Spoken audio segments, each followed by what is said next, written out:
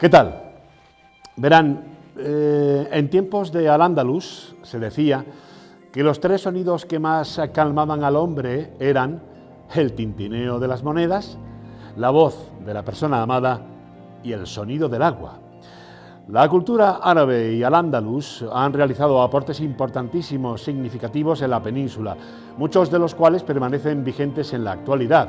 Entre los más destacados se encuentran las técnicas y conocimientos hidráulicos que lograron dominar gracias a la herencia de culturas orientales y también occidentales como la de los romanos. Los musulmanes han considerado el agua como un recurso imprescindible para la creación y necesaria para poder cubrir todas las necesidades del cuerpo y del espíritu. Bueno, el sonido del agua invita a un viaje imaginario, y es que el agua invita a ese viaje imaginario y al ser un recurso fresco y siempre joven, pues nos facilita el sentirnos enérgicos. En los hammam se establece un ritual para el lavado completo del cuerpo, siendo este una tradición importante dentro de la religión musulmana. Mediante la gestión óptima del agua se busca producir beneficios para la piel y el cuerpo a través de una actividad que va mucho más allá de sumergirse en la propia agua. Los baños árabes son cultura del bienestar interior, ocio saludable, higiene, historia y tradición, relax, y un ejemplo perfecto de cómo crear un ambiente relajante capaz de trasladarnos en esencia y ambiente a los rituales originarios.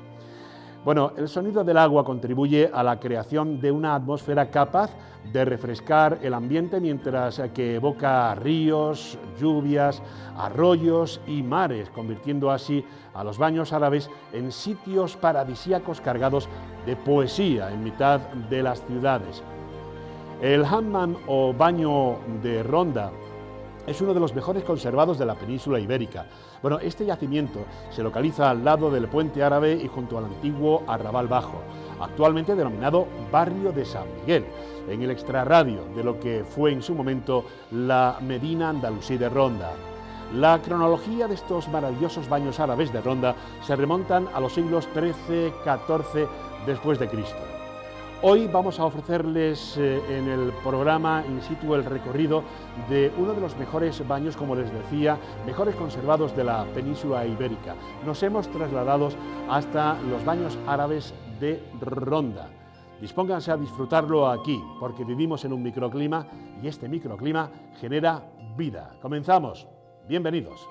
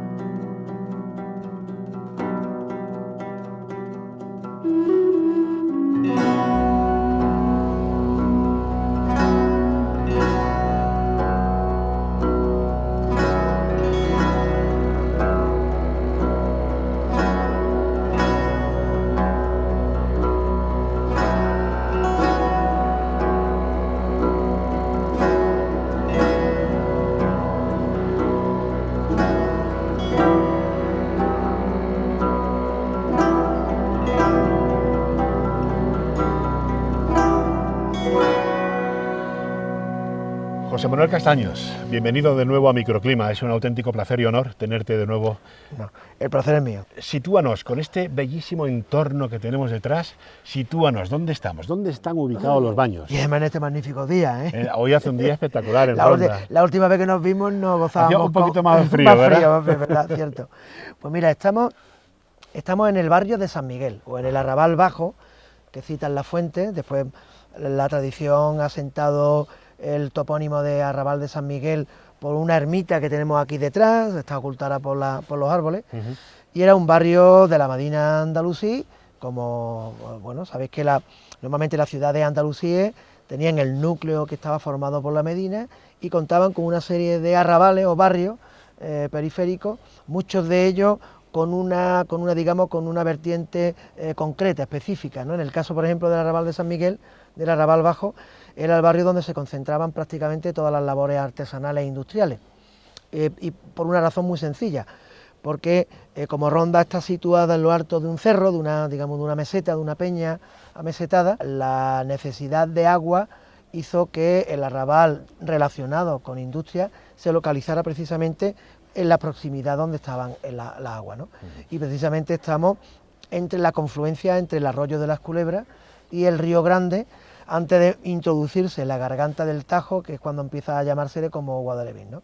Entonces los baños árabes se sitúan como las infraestructuras que hacen que son deficitarias, o sea, que necesitan agua para su funcionamiento, se sitúa precisamente en esa confluencia, cerca del agua. Claro, precisamente en la confluencia de esos dos arroyos, ¿no? Por eso son un poco extraños, porque aunque son unos baños que son de una ciudad, como era Ronda en la Edad Media, no están dentro de la ciudad, sino que está incluso fuera del recinto amurallado. Pero insisto, precisamente porque como se trata de una infraestructura vinculada estrechamente al agua, vinculada también con el ocio, en este caso los baños árabes, aunque también prestara puntualmente el servicio de la limpieza preceptiva, ¿no? Por el culto que vincula el Islam al baño, ¿no? Pero fundamentalmente eran una infraestructura de ocio, igual que teníamos las termas en época romana, ¿no? Ubícanos, ¿dónde vamos a comenzar nuestra ruta, nuestra visita? La Noria. Claro, tenemos que comenzar, primero porque es el lugar, digamos, que actualmente en la visita proporciona una visual del entorno bastante bella, ¿no? Ajá. Y segundo porque como estamos hablando de un baño en el que se necesita agua, pues para que nuestros televidentes sepan cuál era el sistema de captación de agua que suministraba al baño.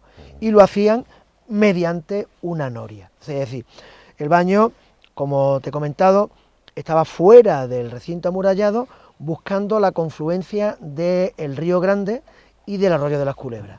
De tal manera que el arroyo de las Culebras es un arroyo, digamos, de tipo estacional, es decir, en verano generalmente va seco, pero el Río Grande sí es un río que suele llegar agua. Con ello lo que estaban buscando era tener caudal suficiente durante todo el año para suministrar agua al baño. Pero no la tomaban con una derivación, con una acequia, con un azud, derivando agua corriente hacia el baño, sino que lo hacían desde el freático, de tal manera que eso ya sí que garantizaba sí o sí el suministro de agua. Y como lo captaban del freático, el agua del freático, lo hacían mediante una noria. Una torre de noria, en este caso, que lo que hacía era elevar lo suficiente el agua para que por gravedad se distribuyera a las diferentes salas, ¿no? Efectivamente, por todo el baño.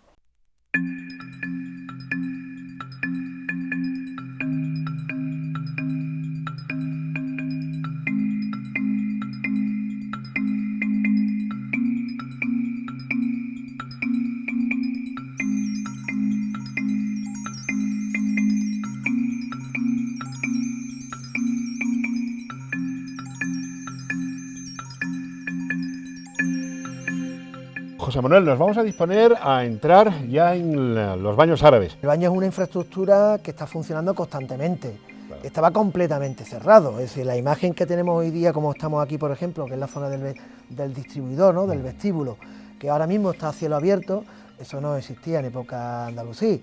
Esto era un espacio que tenía una bóveda, una gran bóveda, soportada por pilares cruciformes, que son los que se ven aquí en los ángulos, que los televidentes se olviden de estos arcos tan bucólicos imitando un patio andaluz, porque eso no es original. Esto fue una mala interpretación que se hizo en los años 60 después de una restauración. Pero sí tenemos, por ejemplo, las originales que mantenían el equilibrio de la cúpula. Efectivamente, los pilares, los pilares que están en los ángulos, que son cruciformes, son bastante recios, como para soportar una bóveda, una cúpula que pesaba bastante, repartían las cargas de esos empujes a los muros perimetrales.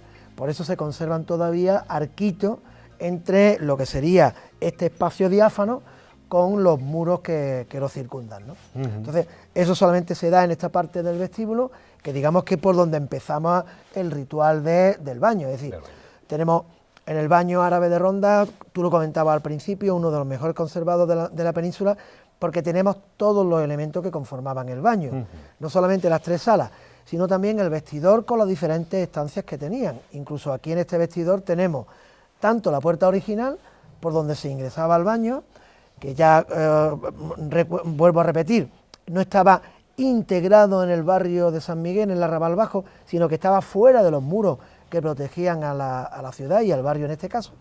Entraba, no solamente tenemos la entrada original, sino también la bajada, la escalera intrincada que hay inmediatamente después de atravesar la puerta, e incluso un elemento que también es muy propio de un baño, como es el aseo, la letrina. Sí, que en para este hacer aguas mayores y menores, ¿no? Que en este caso además se sitúa en el ángulo por donde evacuaban todas las aguas del baño, de tal manera que a partir de ahí todas esas aguas sucias se mandaban al río y se mantenía esto en unas condiciones de higiene, ¿no? Hay que recordar que había turnos para mujeres y turnos para hombres. En este baño se bañaban tanto mujeres como hombres, pero no mezclados, sino cada uno a su hora.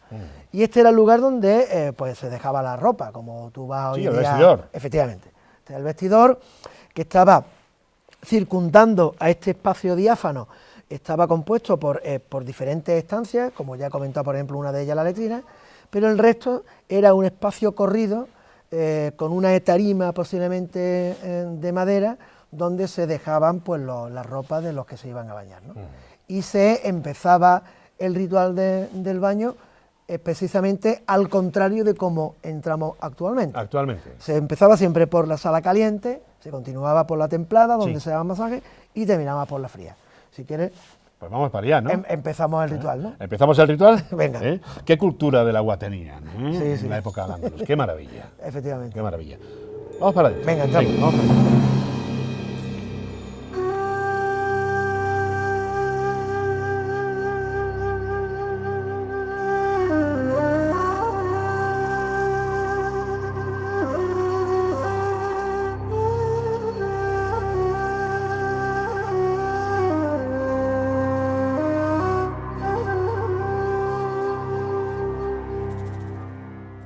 Y comenzamos el circuito por la primera sala, que es precisamente la sala caliente, que como hemos comentado es una sala, por supuesto, con una temperatura bastante elevada, porque el efecto que hacía era el efecto de sauna.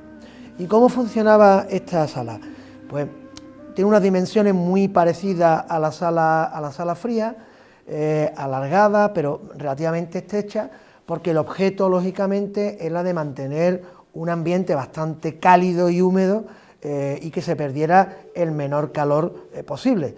Por ello, los baños árabes de Ronda no es un edificio que esté completamente aislado, sino que está semi-excavado en la ladera para que genere también un ambiente un poco isotermo, ¿no? El ambiente que se genera en una cueva que mantiene relativamente la temperatura. La sala caliente obviamente estaba junto a la leñera, por 2 razones. La primera es porque, en el caso del baño árabe de Ronda, era donde se almacenaba el agua que después se iba a distribuir por todo el baño. Y la segunda es porque donde estaba la caldera, de ahí el nombre de leñera, ¿sabes? Y era la caldera, que ahora se ve aquí al lado de esta sala a través de una oquedad en el muro, es donde había precisamente un gran caldero donde se calentaba el agua, pero al mismo tiempo se insuflaba aire caliente por el sistema de semisótano, de hipocausto, que hay tanto en la sala caliente como en la mitad de la sala templada.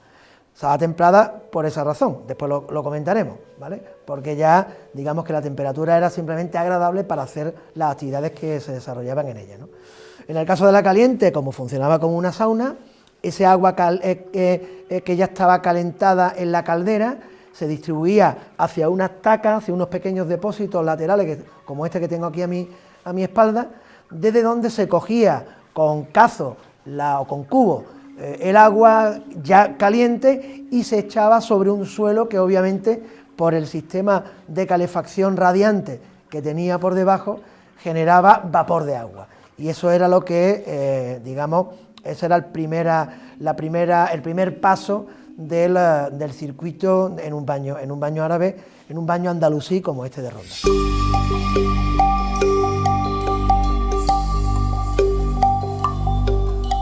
Hemos pasado de la sala caliente a la sala templada. Para mi humilde opinión, para mí una de las salas más espectaculares que nos encontramos en los baños. Sí. Principalmente mirando hacia el techo nos encontramos con esas luciernas que son espectaculares, y sobre todo por el fondo que tenemos aquí. Bueno, en la sala, en todos los baños árabes suele ser la sala más amplia, porque como hemos comentado en alguna ocasión, es la zona donde se hacen labores relacionadas con el acicalamiento del cuerpo, ¿no? Tanto de untarse ungüentos, masajes, etcétera. Es una sala del baño, pero no es una sala para el baño, es decir, en esta sala es la sala templada porque, como hemos hablado de la sala caliente, el hipocausto que calienta la sala caliente llega hasta la mediación de la sala templada, prácticamente hacia el total, salvo dos conductos de evacuación de los humos que se ven perfilados en los muros de cierre de la sala templada con la sala fría, por donde se situaban las chimeneas que evacuaban el humo, el humo caliente, el aire caliente que calefactaba tanto la caliente como esta. Y como te comentaba, es una sala que guardaba una temperatura, conservaba una temperatura agradable para estar desnudo, porque lógicamente el baño se hacía completamente desnudo, y hombre, en Ronda hace frío, como claro, hemos tenido ocasión de comprobar en estos días, ¿no? Pero ya te digo, no es una sala en la que se hiciera algo de baño, es decir, no había sauna, no había inmersión, sino que estaba destinado sobre todo al tema del acicalamiento personal del cuerpo, ungüentos, masajes, etcétera. Por eso también es la sala más grande, más importante. Sí. Una sala que está sustentada sobre bóvedas de cañón, como la sala fría y la sala caliente, pero que tiene la particularidad que en los extremos no remata con la bóveda de cañón, sino con cúpulas sobre pechinas, que le da un aspecto también bastante pintoresco desde el exterior, ¿no? Porque se ven ese juego de 6 cupulitas, que también se aprecia, por cierto, en las dos salas aledañas, tanto la caliente como la fría. En resumen, una obra de ingeniería espectacular. Espectacular. ¿Te parece que pasemos ya a la sala del baño frío, a la sala fría? Venga, vamos hacia ello. Vamos. Aunque hoy no apetece, ¿eh? Hoy apetece, ¿no? Bueno, hoy no tanto. Hoy no tanto, bueno.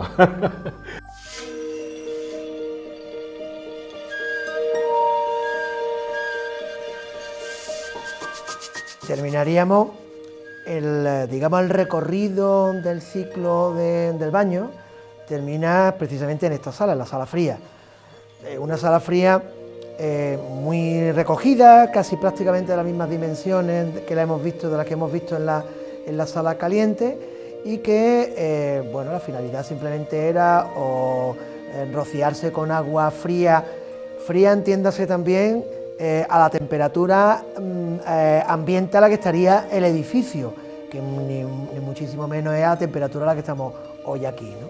Entonces, pero sí es verdad que ya no está calentada el agua, ¿no? El agua aquí llegaba hacia unas piscinas como la que tenemos aquí a mi espalda, a través del sistema de atanores, que son unas tuberías que están encastradas en los muros y que distribuía el agua también desde la zona donde la recogía, que era el aljibe de la leñera, como hemos visto, hasta este extremo de aquí. En esta sala todavía se aprecia, en el suelo, se puede apreciar cómo era el recorrido de la atarjea, que es la conducción de agua que derivaba y que recogía toda el agua sobrante que se echaba tanto en la sala caliente como en esta misma, y que evacuaba, como hemos comentado hace un momento evacuaba hacia el punto de la letrina, de tal manera que recogiera toda esa agua sobrante y la dirigiera ya hacia el exterior del edificio, ¿no?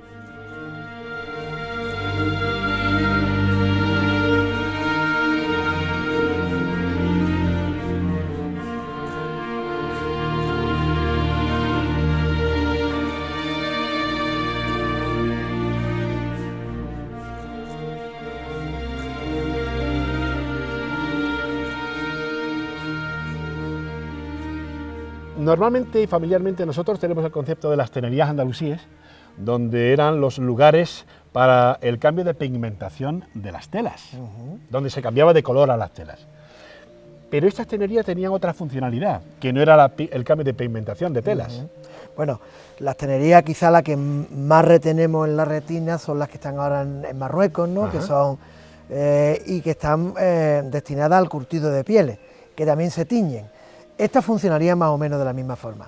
Sí, hay que coger y decir que, aunque sabemos que en época andalusí, en las proximidades de los baños árabes, hubo tenería, curtido de pieles de época medieval, porque, como repito, estamos en un barrio fundamentalmente artesanal e industrial, donde había cerámica y demás.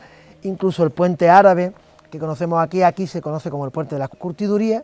Hay que decir que las que se conservan en los baños árabes son de época moderna, es decir, son a partir del siglo XVII, XVIII, seguramente. Pero la finalidad era prácticamente la misma, como tú me has comentado, que en este caso era el curtido de la piel. De la piel. Efectivamente. ¿Por qué el curtido de la piel y el teñido de la piel? Pues porque la serranía de Ronda, como es un terreno montañoso donde la ganadería, sobre todo de oveja y de cabra, es bastante importante y ha sido bastante importante a lo largo de la historia, el aprovechamiento de la piel de esos animales era lo que provocó que hubiera una industria vinculada a la transformación de esa materia prima, como es el curtido. Entonces, en los baños árabes, digamos que después de la conquista, en las diferentes transformaciones que tiene, porque sabemos que también ha funcionado como cortijo, incluso en 2 ocasiones, durante el siglo XVII, XVIII, parece que funcionó como las salas para el secado precisamente de las pieles que se curtían en estas tenerías, ¿no? Entonces, bueno, digamos que es lo que ha permitido que los baños árabes lleguen hasta nuestros días con el nivel de conservación que tienen, precisamente porque se continuó usando.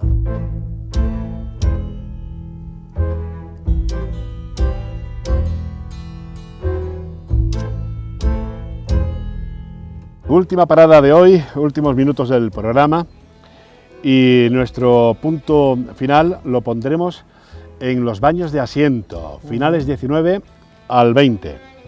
Pero lo curioso que tú decías antes, la incógnita y el misterio es cómo y por qué hacen unos baños de asiento de finales del 19 cuando no tenían ni idea de que lo estaban haciendo encima de unos baños árabes. Sí, efectivamente.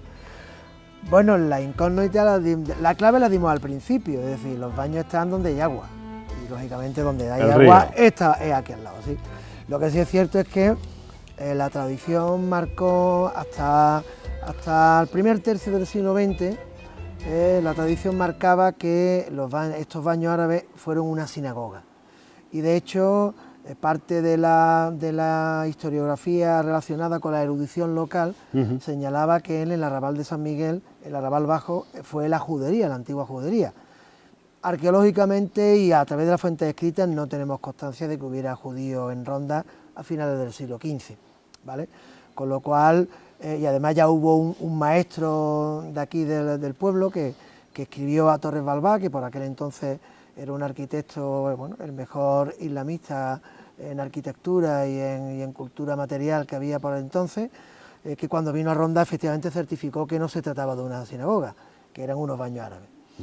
En el periplo de edificios en los que se convirtieron estos baños árabes ya hemos hablado, por ejemplo, de secaderos de pieles, pero en estos baños de asiento hay que vincularlo digamos, al ocio que se planteó en este espacio, sobre todo en verano. Un ocio del que tomó testigo la duquesa de Parcén, abuela de Hohenlohe, del príncipe Hohenlohe, que tuvo como finca de recreo los baños árabes y planteó precisamente sobre las cubiertas de los baños una pista de tenis. El tema de los baños de asiento y de esa tradición de baños se incorporó también a ese ocio un poco de la aristocracia del momento que disfrutaba como finca de recreo en este lugar. En la época islámica, Al-Ándalus tenían sus baños árabes, en la época de la burguesía del siglo XIX, pues tenían sus pequeños balnearios. Sí, efectivamente. Y ese es el caso Sí. de este entorno, ¿no? Que podrían Sí. servir como balneario Sí. o como los primigenios saunas Sí. que tenemos actualmente. En este ¿no? caso al aire libre, porque bueno, son baños de asiento, es porque son unas sillas Claro. fabricadas de obra, con losa de barro y demás, en la que te sentabas y te sumergías, es decir, estabas inmerso en agua en una piscina, pero con su asiento para tomar el baño en los días de calor. Lógicamente solo en verano. Sin duda alguna. Gracias de nuevo, José Manuel Castaños, por darnos esa masterclass sobre los baños árabes y sobre todo para invitarnos a esta tu casa Ronda, que ya de por sí la ciudad es patrimonio arqueológico de la humanidad. Es todo por donde pasees en Ronda es historia, se palpa historia, ¿no? Efectivamente, no hace falta que nos nombren patrimonio mundial, porque ya de hecho lo es. Claro. Ronda, te digo una cosa, ni es frío ni es calor en verano. Ronda es historia. Muchísimas gracias, José Manuel. A Gracias. ti, a Un vosotros. placer, querido amigo. Un placer. Igualmente.